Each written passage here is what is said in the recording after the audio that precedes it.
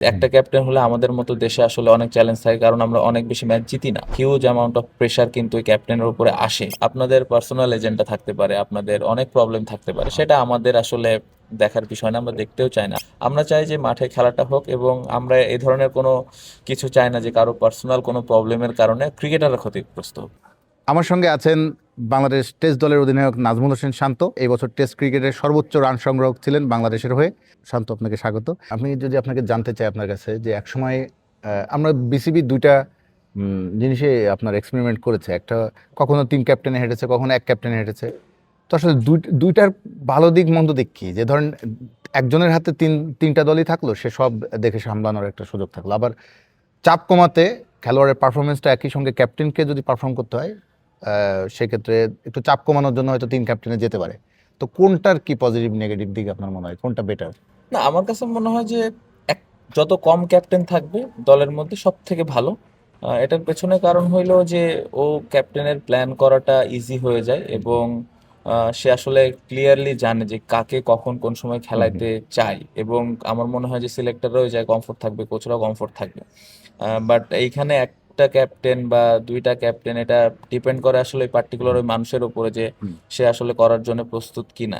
একটা ক্যাপ্টেন হলে আমাদের মতো দেশে আসলে অনেক চ্যালেঞ্জ থাকে, কারণ আমরা অনেক বেশি ম্যাচ জিতি না, সত্যি কথা যেটা।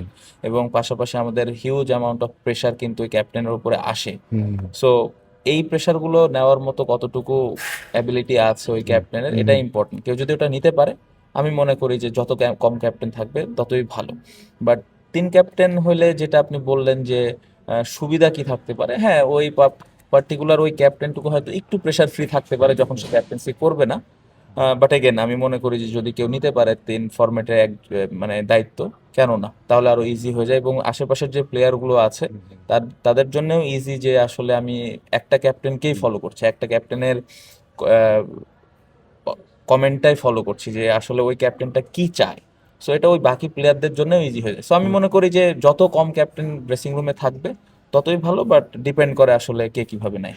মিরাজের নেতৃত্বে ওয়ানডে সিরিজটা ফার্স্ট, আপনার মেসেজটা কি ছিল ফরম ক্যাপ্টেন? ক্যাপ্টেনের কাছ থেকে আপনি কি বার্তা, মানে মিরাজ আপনাকে ওই সময় কি স্পেশালি আপনাকে মোটিভেশন বা ইজি করার জন্য, পরিস্থিতির জন্য কিছু বলেছিল কিনা? না, প্রয়োজন নাই তো, কারণ আমাদের সাথে আমার আর ওর আন্ডারস্ট্যান্ডিং অলওয়েজ ভালো। এখানে এমন না যে আমাকে তার এসে অনেক মোটিভেটেড করতে হবে, এরকম প্রয়োজনই পড়েনি, কারণ আমি খুবই ইজি গোয়িং একজন ছেলে। এবং আমি জানি যে আসলে আমার রোলটা কি, এবং মিরাজ অ্যাজ এ ক্যাপ্টেন হিসেবে কত ভালো এটাও আমার আইডিয়া আছে। কারণ আপনি ওর ক্যাপ্টেন্সি যদি বিপিএল এ দেখেন বা আন্ডার 19 লেভেল, আমি সবসময় ওর আন্ডারে খেলেছি কিন্তু।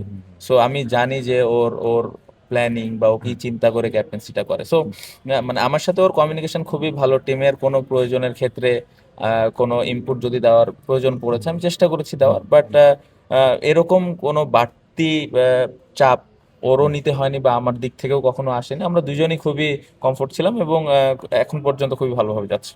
একটা কি শান্ত, মানে যদি একটু টিমের বাইরে থেকে আসি, যে আহ, আমরা অনেকে বলি যে বাংলাদেশের, এটা আপনি অনেকবার শুনেছেন বোধহয় কোশ্চেনটা, যে এখন যারা ক্রিকেটার যারা আছে, একসময় আপনারা অনেক বড় বড় তারকার ছায়াতে মানে ছিলেন, বা যখন সাকিব আল হাসান, তামিম ইকবাল, মুশফিকুর রহিম, মাহমুদুল্লাহ, রিয়াদ ভাইরা রেগুলার 3 ফরম্যাটে খেলেছেন, বা এখন তো তারা অনেকটা পাস্ট। তো তাদের সময়ে বাংলাদেশ টিমের যে সামগ্রিকভাবে ব্র্যান্ড ভ্যালু, এখনকার প্রেক্ষাপটে মনে হয় যে একটু কি ব্র্যান্ড ভ্যালু, মানে বিশেষ করে ফুটবলের রাইজিংটা রিসেন্টলি, যেমন লাইক হামজা চৌধুরী বা এরকম ফুটবলার যারা আসছেন বাংলাদেশ দলে, বা অরিজিন ফুটবলার যারা এখন বা বর্তমান যারা ক্রিকেট পরিচালনা পর্ষদে আসছেন, বোর্ড চালাচ্ছেন, তাদের একটা ভিউ হচ্ছে তারা দেশের ঢাকার বাইরে ক্রিকেটকে ছড়িয়ে দিতে চান, ডিসেন্ট্রালাইজেশন করতে চান ক্রিকেটকে। তো আপনার কাছে কি মনে হয় যে ডিসেন্ট্রালাইজেশন প্রক্রিয়াটা কেমন হওয়া উচিত? বাংলাদেশের ক্রিকেটের আরেকটা স্টেপে নিতে হলে এখানে কি ধরনের বিনিয়োগ করা উচিত? না, বিনিয়োগের ব্যাপারে আমি আসলে বলতে চাই না, কারণ এটা এখানে অনেক এক্সপার্টিসরা আছেন, তারা ভালো বলতে পারবেন। বাট অ্যাজ এ ক্রিকেটার হিসেবে আমি মনে করি যে শুধু ঢাকায় না, প্রত্যেকটা বিভাগে, প্রত্যেকটা জেলায় জেলায় প্রপার ফ্যাসিলিটিস থাকাটা ইম্পর্টেন্ট। ইভেন আপনি যদি ঢাকার কথাও বলেন, বাংলাদেশ টিম হয়তো কম বেশি টুকটাক ফ্যাসিলিটিস পায়, বাট বাকি ক্রিকেটাররা আসলে কতটুকু এরকম ফ্যাসিলিটিস পায় এটা নিয়ে আমার ডাউট আছে। সো এক্সপেকটেশন তো অ্যাজ এ প্লেয়ার হিসেবে এটাই থাকবে ক্রিকেট বোর্ডের কাছে, যে প্রত্যেকটা জেলায় জেলায় বিভাগে বিভাগে প্রপার ফ্যাসিলিটিস থাকবে, এবং প্রত্যেকটা ক্রিকেটার যেন ওই প্রপার প্র্যাকটিসের সুযোগটা পায়। এখানে এমন না যে জাস্ট একটা দুইটা উইকেট বানাই দিলাম, প্র্যাকটিসের ফ্যাসিলিটিস হয়ে গেল, জিনিসটা এরকম না। প্রপার মানে প্রপার, একদম প্রপার ওয়েতে যেন সবাই সব সুযোগ সুবিধাটা পায়, এরকম যদি হয় তাহলে আমার মনে হয় যে আমরা প্লেয়াররা আরো বেটার কিছু দিতে পারবো। সংগঠক বনাম বিসিবির যারা বোর্ড ডিরেক্টর বা বর্তমান পরিচালনা পরিষদ তাদের সঙ্গে একটা টানাপোড়েন, ক্রিকেটাররা যেন ক্ষতিগ্রস্ত না হয়, আপনি মাঠে খেলাটা রাখতে হলে কি করণীয় এখানে? যারা দায়িত্বে আছে তাদের খেলাটা পরিচালনা করা। আমরা ক্রিকেটাররা তো চাই খেলতে। আমি আমি এর আগে অনেক জায়গায় বলেছি, আপনি কোয়াবের কথা বললেন, আমরা কোয়াব থেকেও যে একই কথা বলেছি। যারা ক্লাব সংগঠক আছেন এবং যারা বিসিবিতে আছেন, দুই জায়গায় আমরা একই কথাই বলেছি যে আমরা ক্রিকেটার্স খেলতে চাই।